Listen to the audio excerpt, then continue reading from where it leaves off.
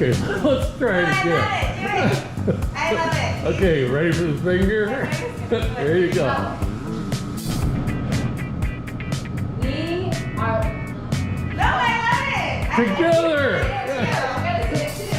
Don't you? We're just gonna keep running. Okay. We are Lost Peacock Creamery!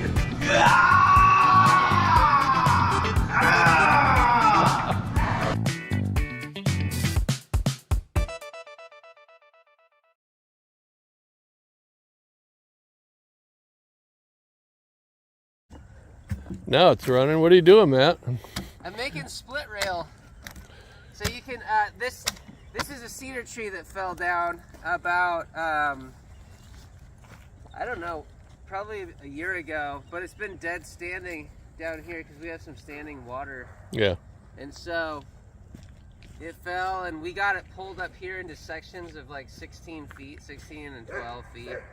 So I cut this in half into 8-foot pieces, and now we're making it into split rail fencing. And it's actually easy to split because it's so dry. It's been standing for so long. Yeah. So obviously it's not rot proof because all in the middle you just see a bunch of rot, but it's more rot proof than your typical wood. So you just take your maul and get it about how big you want your fence. I don't know if you've seen these before, but they're about like this big. Yeah. Which is bigger than what you'll get at Tractor Supply. I mean, when I discovered this, I was so excited I didn't have to make another trip to Tractor Supply. That was the best part about Oh, it. I think it's so cool. Yeah. And what would you pay? What would you pay for a post like that? Oh my gosh. Yeah. I was thinking about it. I was like, who would do it in the first place? Like, Yeah. I don't even know who I would grab to come over and dig fence posts. Like, who would make them? Who would? And then you'd have to treat them. I mean, I think I'm gonna treat the cedar maybe with pine tar or something that's Right. not bad for the ground. Right. But I mean, I could find out in 5 years that that was the wrong thing to treat it with. Yeah.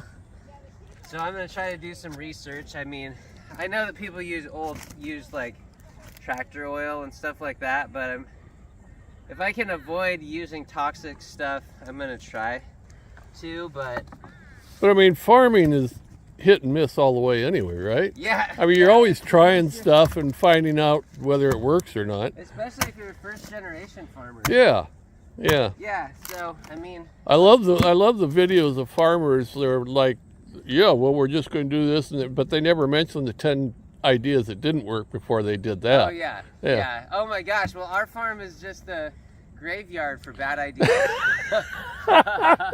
So that's why it's just a cemetery of bad ideas that are dying. All the Oh my time, God, I love it. so.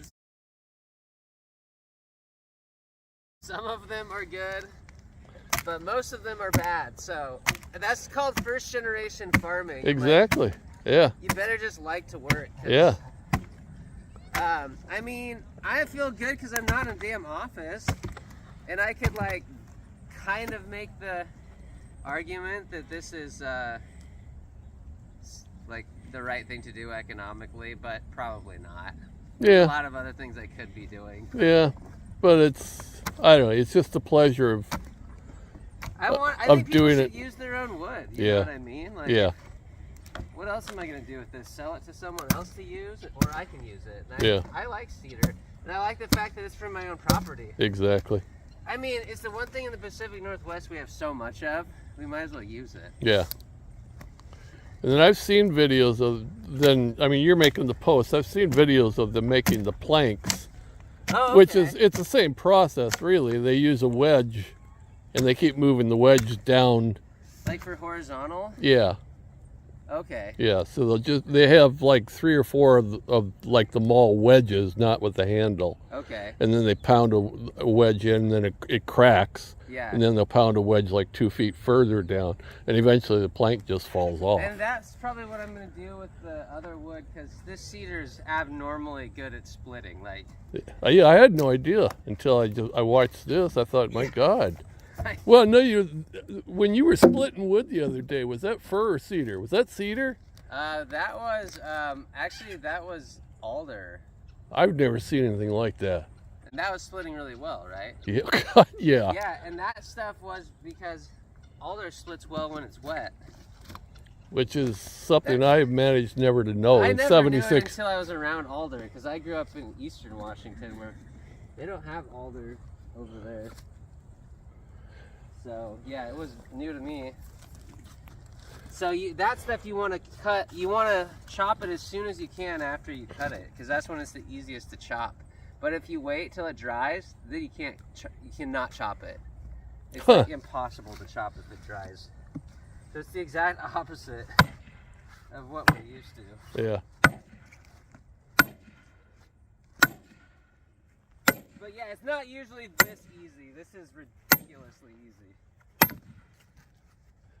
But Yeah, it's probably good that you mentioned that, because somebody's going to try it I and know, it's exactly. going to like that. He lied to me. God, that's just beautiful. For posts? I mean, My they're God. happening that fast? That's insane. They do this kind of stuff in the Olympic National Park. You see people, they'll build stuff out of the split rail quite a bit. Forest crews and stuff? Yeah, exactly. I mean, really, when you go back to, like the Great Depression, when they started the CCC, the Civilian Conservation Corps, Yeah. they're ones that did a lot of the buildings in the national parks. Oh, they are? And this is what they did. They didn't have wood brought to them. They just cut a tree down and started splitting like that. Yeah, exactly. That's the thing. It's like, to me, it's exciting because we have so many resources right here. Yeah. And I don't need to sell my lumber like this. Oh, cool. Now I want to conserve lumber because it's actually a really useful thing. And I could build how many fences before the next tree dies, you know? So, I love it. if it can last 10 years, then I hope it lasts longer. I hope, if I treat it, it should last longer. Yeah. And you said you're going to use what? Tar? What were you going to treat it with? Pine tar is one of the things they use. The other things like that I grew up using was oil. Used car oil and diesel. Have you seen that? Yeah. Yes. So. I thought we had an earthquake. I looked up and saw the horses. All right, I'll let you get back to work. Thanks. All right, cool. Yeah. Yeah. But you're gonna get something Well, shit. out of it. Well, this part's good. Yeah. But yeah, this part's mulch. This is all good wood though, right here. So these are fence posts. Yeah. Well, you should be using Julian for this instead of sitting there snipping dahlias. Yeah, he could come and start getting this shit off. Yeah. That'd be nice. I got 10 trays. Oh, my finger. Oh, no, this finger. Oh, it wasn't that bad. Okay, good. You need something. Yeah, so that's not gonna work. I got a big old sledgehammer. I'm gonna grab that. Yeah. Are you going to use that other stuff, though, for the rails, too? The extra stuff? If it's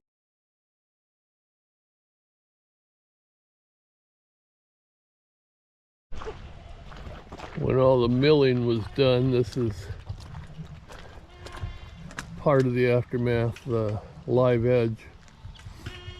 And there really hasn't been a decision yet what's going to happen with the live edge, but anyway, figure something out. There's always a use.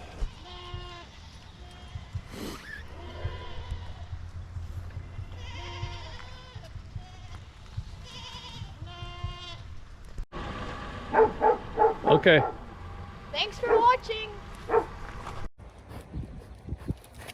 At Lost Peacock Creamery, we believe goats deserve to be goats, living in family groups, grazing outdoors, and thriving in robust social communities. As a family-owned, grade A goat dairy, we're animal welfare approved and deeply committed to the land we farm on.